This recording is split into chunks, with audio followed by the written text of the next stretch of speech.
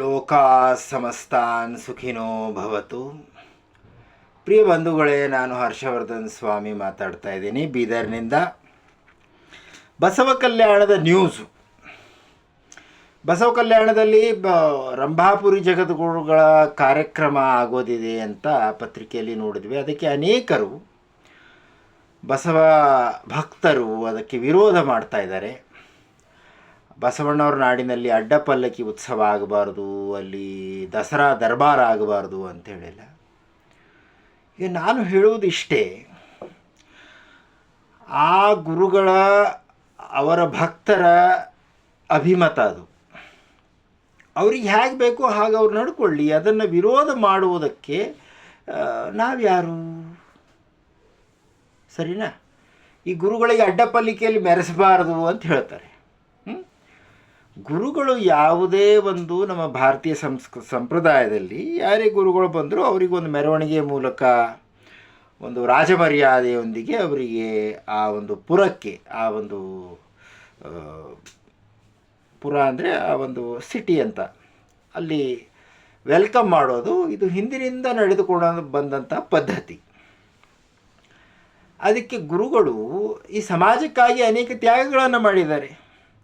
ಅದು ಪಂಚಪೀಠದ ಗುರುಗಳಾಗಿರ್ಬೋದು, ಅಥವಾ ಬಸವತತ್ವದ ಗುರುಗಳಾಗಿರ್ಬೋದು, ಅಥವಾ ಬೇರೆ ಯಾವುದಾದ್ರೂ ಸಂಪ್ರದಾಯದ ಗುರುಗಳೇ ಆಗಿರ್ಬೋದು. ಅದಕ್ಕೆ ಒಂದು ಗೌರವ ಇರುತ್ತೆ. ಈಗ ಸಿಂಹಾಸನದ ಮೇಲೆ ಕೂತ್ಕೊಳ್ತಾರೆ, ಎತ್ತರದ ಪೀಠದ ಮೇಲೆ ಕೂತ್ಕೊಳ್ತಾರೆ ಅಂದರೆ ಅವರಿಗೆ ಒಂದು ಸಮಾಜದಲ್ಲಿ ತ್ಯಾಗ ಮಾಡಿದ್ದಕ್ಕೆ ಸಮಾಜ ಅವರಿಗೆ ನೀಡುವಂಥ ಒಂದು ಗೌರವ. ಅದಕ್ಕೆ ವಿರೋಧವನ್ನು ಮಾಡಬಾರದು.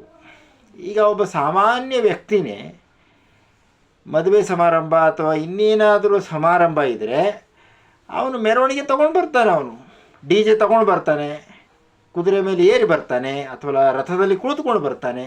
ಒಬ್ಬ ಸಾಮಾನ್ಯ ವ್ಯಕ್ತಿ ಮದುವೆ ಅನ್ನೋದು ಒಂದು ಸಣ್ಣ ವಿಚಾರ, ಅವನೇ ಇಷ್ಟೊಂದು ಮೆರವಣಿಗೆ ಮಾಡ್ಕೊಂಡು ಬರಬೇಕಾದ್ರೆ ಗುರುಗಳ ಮೆರವಣಿಗೆ ಮಾಡೋದ್ರಲ್ಲಿ ತಪ್ಪೇನು? ಏನು ತಪ್ಪಿಲ್ಲ ಅದರಲ್ಲಿ. ಯಾಕೆಂದರೆ ಗುರುವಿಗೆ ನಮ್ಮ ಭಾರತೀಯ ಸಂಸ್ಕೃತಿಯಲ್ಲಿ ಒಳ್ಳೆ ವಿಶೇಷವಾದ ಸ್ಥಾನ ಇದೆ. ಗುರುವೇ ದೇವರು ಅಥವಾ ದೇವರ ಸ್ವರೂಪ. ದೇವರ ಹತ್ತಿರ ಹೋಗೋದಕ್ಕೆ ಗುರುವಿನ ಮಾರ್ಗವೇ ದೊಡ್ಡದು ಅಂತ ಇವೆಲ್ಲ ನಮ್ಮ ಸಂಸ್ಕೃತಿಯಲ್ಲಿ ಇದೆ. ಸೊ ಅದಕ್ಕೆ ಜನರು ಆ ಗೌರವವನ್ನು ನೀಡ್ತಾರೆ. ಅದಕ್ಕೆ ವಿರೋಧ ಮಾಡಬಾರ್ದು ಯಾರು. ಯಾಕಂದರೆ ನಮ್ಮ ಬೀದರ್ನಲ್ಲಿ ಜನರು ಎಲ್ಲದಕ್ಕೂ ವಿರೋಧ ಮಾಡ್ತಾರೆ. ಮಾತಾಜಿಯವರ ಕಲ್ಯಾಣ ಪರ್ವ ಕಾರ್ಯಕ್ರಮಕ್ಕೂ ಕೂಡ ಅನೇಕರು ವಿರೋಧ ಮಾಡಿದರು. ಲಾಠಿ ಚಾರ್ಜ್ ಎಲ್ಲ ಆಗಿತ್ತು ಒಂದು 23 ವರ್ಷದ ಹಿಂದೆ. ನಾನು ಇದ್ದೆ ಆ ಕಾರ್ಯಕ್ರಮದಲ್ಲಿ. ಆಮೇಲೆ ಕನ್ನಡ ಸಾಹಿತ್ಯ ಸಮ್ಮೇಳನ ಆಗೋದೇನೋ ಇತ್ತು, ಅದಕ್ಕೂ ಅನೇಕರು ವಿರೋಧ ಮಾಡಿದ್ರು. ಕನ್ನಡದ ಕಾರ್ಯಕ್ರಮ, ಅದಕ್ಕೂ ವಿರೋಧ ಮಾಡಿದ್ರು.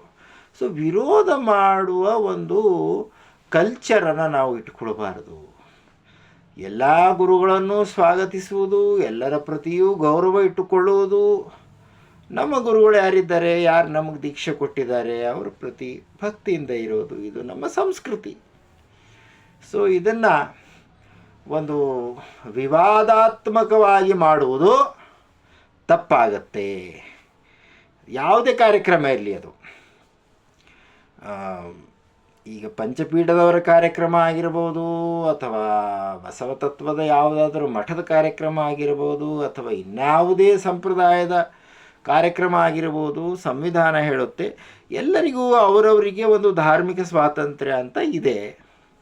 ಆ ಧಾರ್ಮಿಕ ಸ್ವಾತಂತ್ರ್ಯದ ಪ್ರಕಾರ ಅವರವರು ನಡ್ಕೊಳ್ತಾರೆ. ಅದರಲ್ಲಿ ಏನಾದರೂ ಅಮಾನವೀಯ ಆಚರಣೆ ಆದರೆ ಅದನ್ನು ಸಂವಿಧಾನವೇ ತಡೆಯುತ್ತೆ, ಅದನ್ನು ಪೊಲೀಸರೇ ತಡೀತಾರೆ. ಈಗ ರಂಭಾಪುರಿ ಜಗದ್ಗುರುಗಳು ಬಂದು ಅಮಾನವೀಯ ಏನಾದರೂ ಮಾಡ್ತಾ ಇದ್ದಾರೆ.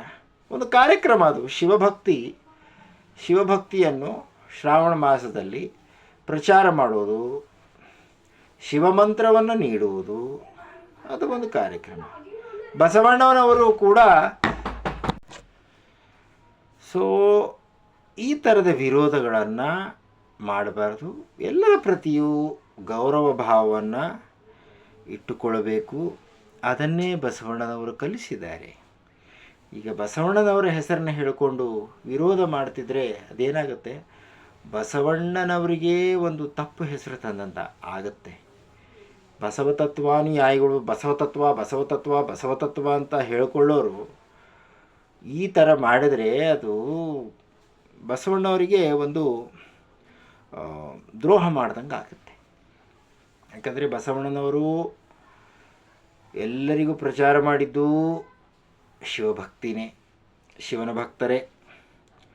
ಪಂಚಪೀಠದ ಸ್ವಾಮಿಗಳು ಅವರು ಕೂಡ ಶಿವಭಕ್ತಿನೇ. ಹೀಗಿರುವಾಗ ವಿರೋಧವನ್ನು ಮಾಡಬಾರ್ದು.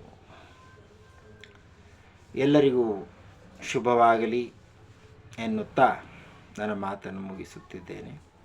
ಲೋಕಾ ಸಮಸ್ತಾನ್ ಸುಖಿನೋ ಭವತು.